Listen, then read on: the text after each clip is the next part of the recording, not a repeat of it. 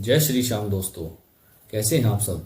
स्वागत है आपका मेरे YouTube चैनल पर, जिसमें कि आप सबको पता ही है कि हम भगवत गीता पढ़ रहे हैं, जिसमें अभी तक हम अध्याय 10 पढ़ चुके हैं, जो कि आज हम अध्याय 11 पढ़ने जा रहे हैं।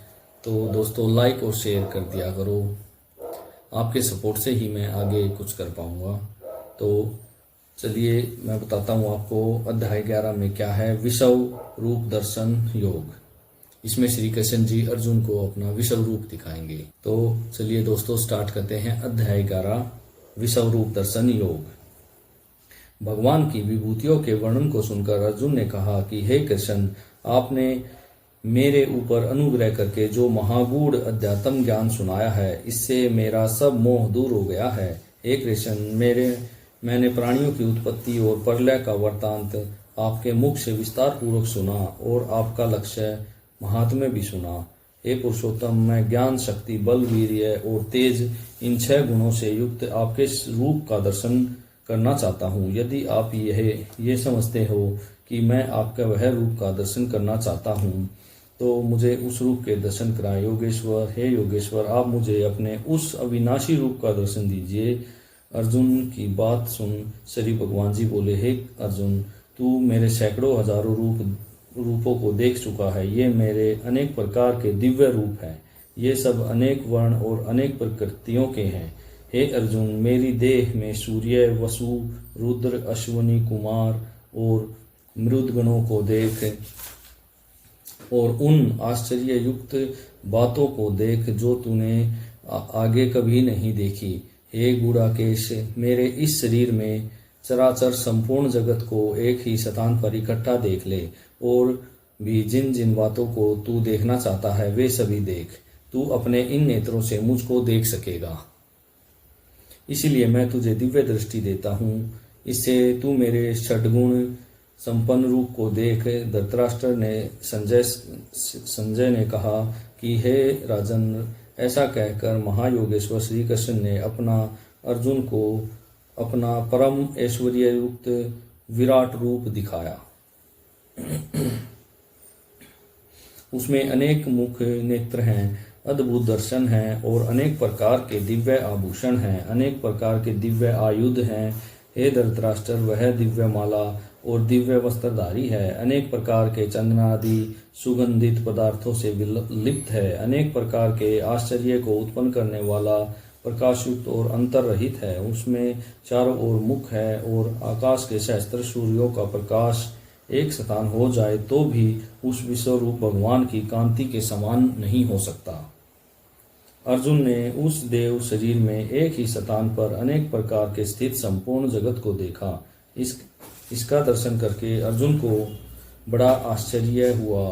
उसके शरीर के रोम रोम खड़े हो गए। वह सिर झुकाकर हाथ जोड़कर श्री कृष्ण जी से कहने लगा कि हे प्रभु, मैं आपकी देह के संपूर्ण देवताओं तथा सब प्राणियों के समूह को तथा कमल पर आसन मारे हुए ब्रह्मा को, सब ऋषियों को तथा सब दिव्य सर्पों को देखता हूँ।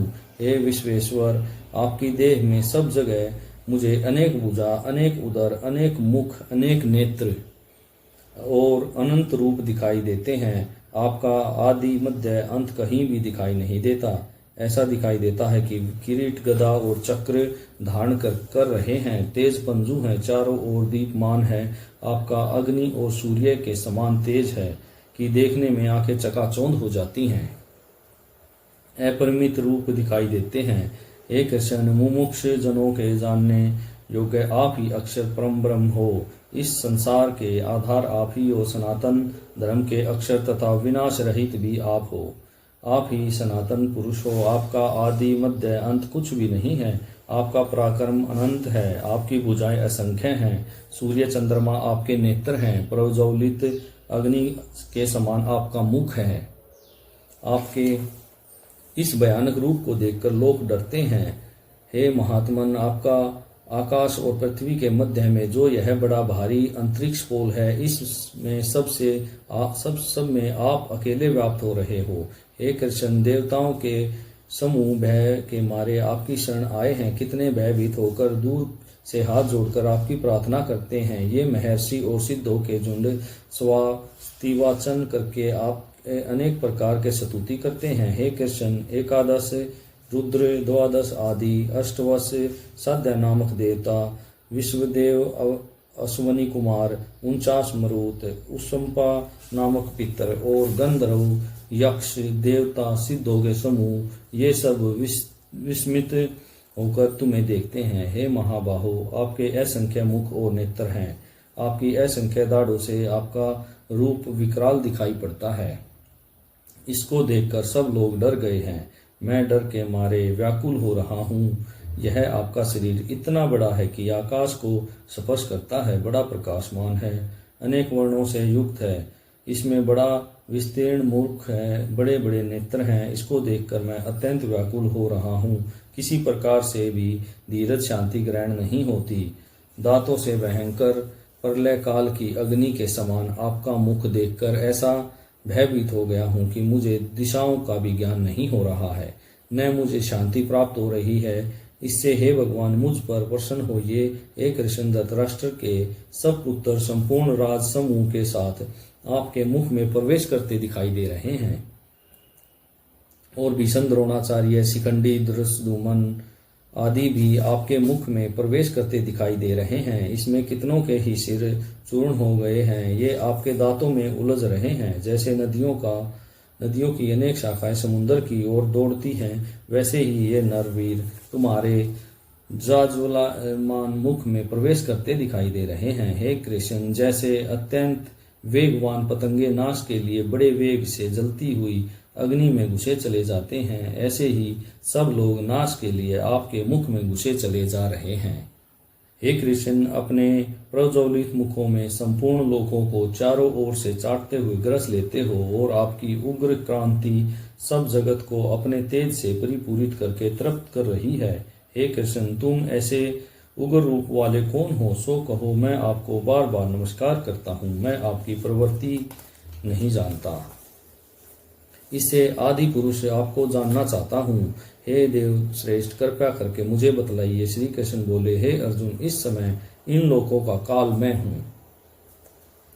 मैं ही इन लोकों का संहार करने के लिए प्रवृत्त हुआ हूँ। ये बड़े बड़े योद्धा जो सेना में खड़े हैं, इनको तू मारेगा नहीं तो भी ये मरेंगे जरूर। इससे हे अर्जुन, तू कमर बांध कर खड़ा हो जा और शत्रुओं को जीतकर कीर्ति को प्राप्त कर। सब समृद्ध राज्य को भोग। ये सब तो पहले से ही मैंने मार रखे हैं। तू केवल निमित्त मात्र है। द्रोण, भीष्म, जयद्रथ, कर्ण आदि बड़े बड़े योद्धा मुझसे मारे हुए हैं। तू इनको मार दुखी होने की बात नहीं है। तू समर में शत्रुओं को अवश्य जीतेगा।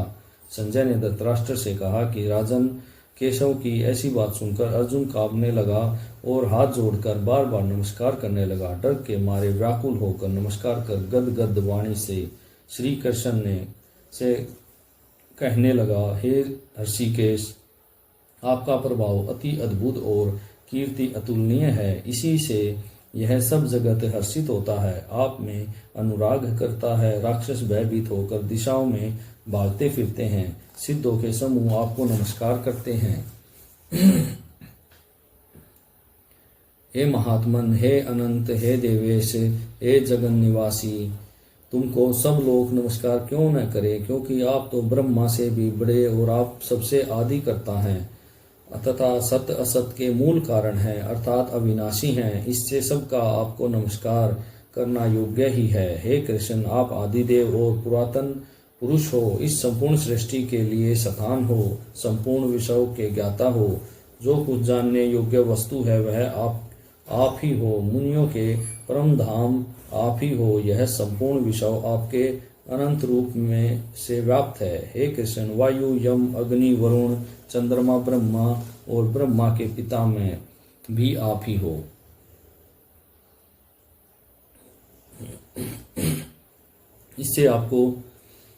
इससे आपको हजारों बार नमस्कार है।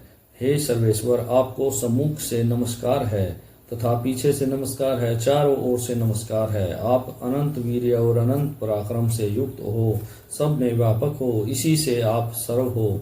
मैं आपको अपना सखा जानकर जो आपसे, हे यादव, हे कृष्ण, हे सखा, यह टिठाई से कहा करता था, सो मैं आपकी महिमा को नहीं जानता था। यह मेरा बड़ा प्रमाद था। अथवा सने के वशीभूत हो मैं ऐसा कहता रहता था।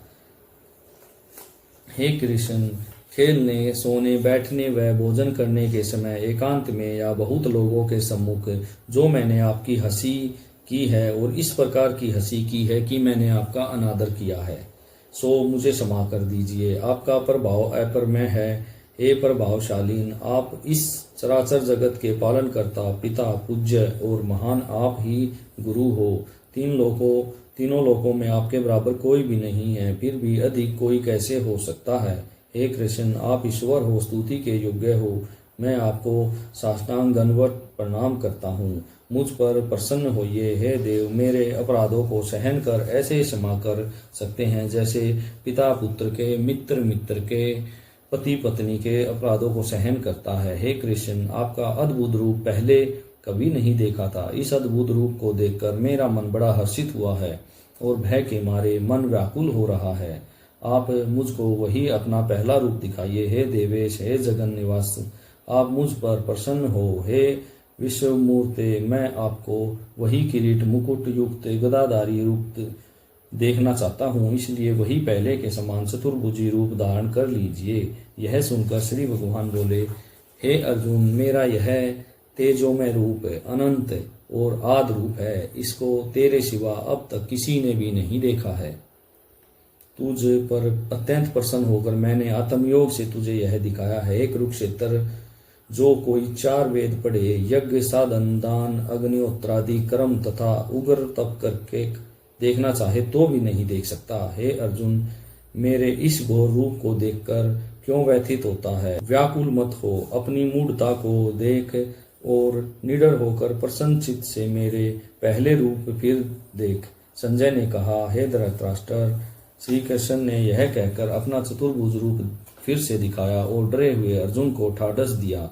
तब अर्जुन ने कहा, हे जनार्दन, आपका यह शांत मनुष्य रूप देखकर अब मैं सावधान हो गया हूँ और सब मेरा चित्त शांत होकर सब भय से निर्वित हो गया हूँ। श्री कृष्ण बोले, हे कौन्तेय, तूने मेरा यह रूप देखा है, उसको देखने को देवताएं भी तरसते हैं। हे परंतप, मेरा जो ऐसा महान रूप है, इसको मनुष्य अन्य भक्ति से जान सकता है, देख सकता है और तत्व ज्ञान में इसमें लीन हो सकता है। हे अर्जुन, जो कोई मनुष्य मेरी ही प्रीति के लिए लौकिक और वैदिक कर्म करते हैं, मुझको अपना पुरुषार्थ मानते हैं, मुझ में भक्ति देखते हैं, सब सांसारिक विषयों के मुख मोड़ चुके हैं और संपूर्ण प्राणी मात्र से बैर छोड़ प्रीति रखते हैं, वे ही मुझको प्राप्त कर सकते हैं।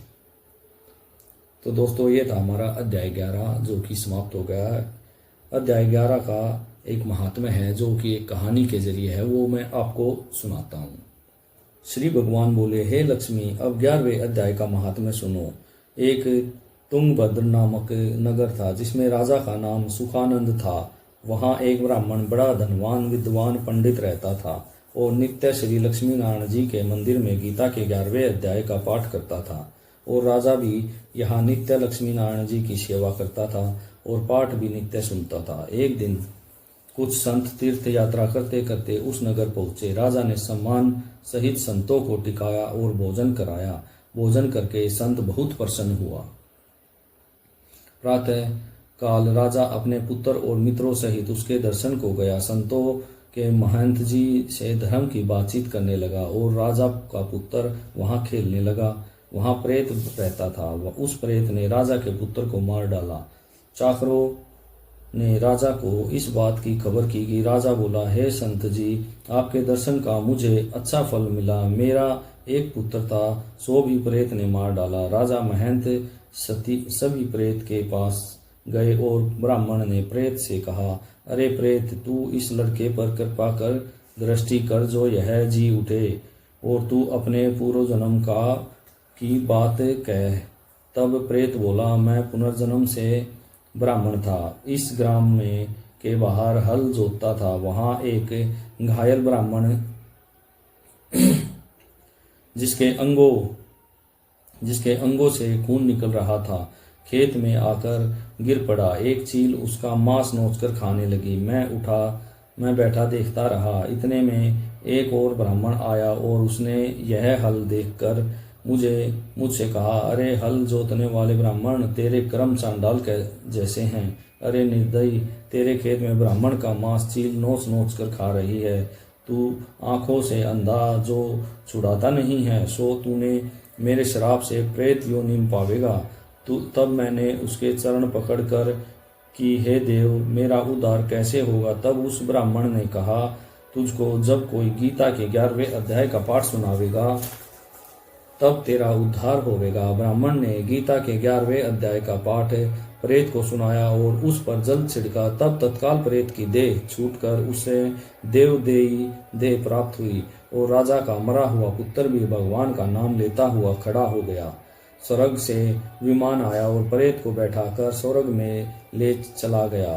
राजा का पुत्र भी गीता का पाठ सुनने से भक्त प्राण होकर उसी विमान में बैठकर स्वर्ग को गया।